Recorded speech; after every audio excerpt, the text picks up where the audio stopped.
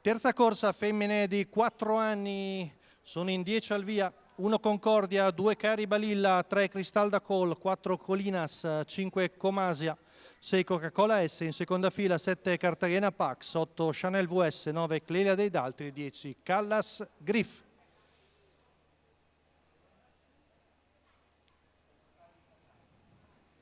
Stacco della macchina, veloce Cari Balilla al pari di Comasia e Colinas che cerca posto alla corda.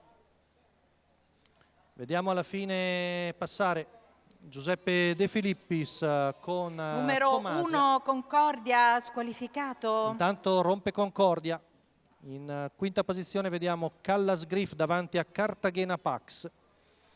C'è ormai una lunga fila indiana, poi di fuori vediamo Cristal da Col che prova ora ad avanzare, trova l'anticipo di Callas Griff che va sui primi. Intanto sempre in vantaggio è Comasia, arriva veloce Enrico Montagna con Callas Griff a fiancare la battistrada, mentre seconda alla corda si mantiene Davide Angeletti con Cari Balilla, poi Colinas. Intanto i 600 vanno via in 46,7. Passaggio davanti alle tribune, si forma la pariglia tra Comasia e Callas Griff, poi Cari Balilla, Colinas, all'esterno vediamo anche Coca-Cola S affiancate le due femmine di Zanca, mentre in coda alla corda è Chanel DVS affiancata da Cristal da Col.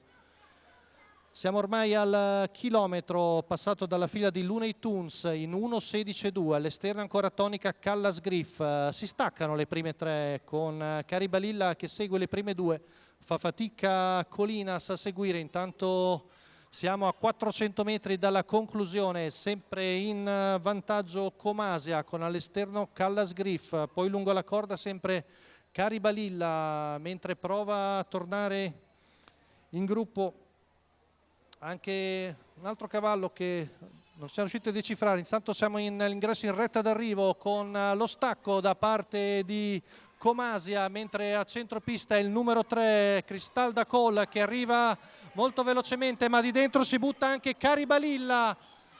Vediamo l'arrivo perché stasera non c'è un arrivo netto, tutti arrivi combattutissimi, probabilmente può essersi difesa Comasia, ma rivediamo Comasia in testa, infilata di dentro da Cari Balilla, poi la cavalla che stava arrivando era Cristal da Colco, Vincenzo Piscuoglio, la Saura la vediamo apparire adesso, ma può essere solamente terza, quindi quarta Callas Griff. La vittoria è per Comasia, Giuseppe De Filippis, Giovannino Palanca al training per la scuderia Il Casalicchio.